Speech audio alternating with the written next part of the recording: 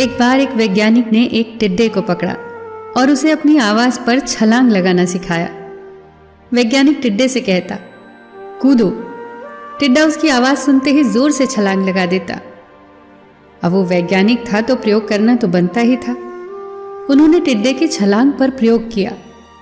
वैज्ञानिक ने उसकी एक टांग तोड़ दी और फिर बोला, कूदो। अब टिड्डे की छलांग की दूरी कम हो गई।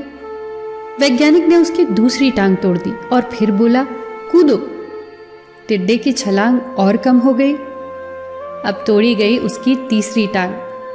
छलांग की दूरी और कम हो गई। एक एक करके बेचारे टिड्डे की सारी टांगें तोड़ दी गई।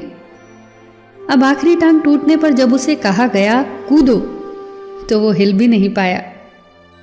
अब वैज्ञानिक ने अपना निष्कर्ष अपनी डायरी में लिखा।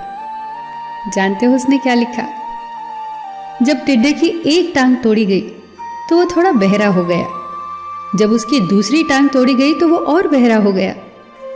हर टांग टूटने के साथ वो और बहरा होता गया और सारी टांग टूटने के बाद वो बिल्कुल बहरा हो गया।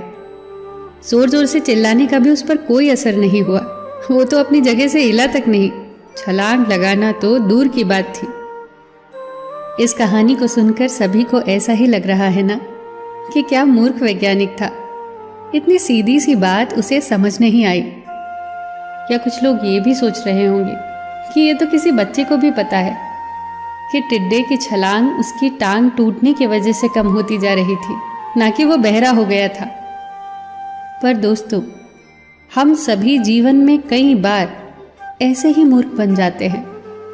कई बार जीवन में दो घटनाएं एक साथ ऐसे घटती हैं कि उनका एक दूसरे से कोई संबंध होता ही नहीं, फिर भी ऐसा लगता है कि गहरा संबंध है।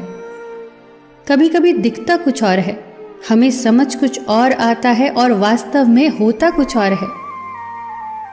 इसीलिए अगर पछताना नहीं है तो जीवन में जल्दबाजी में कोई निर्णय न ले। हमेशा समझबूझ का इस्तेमाल करें, सावधानी बरतें।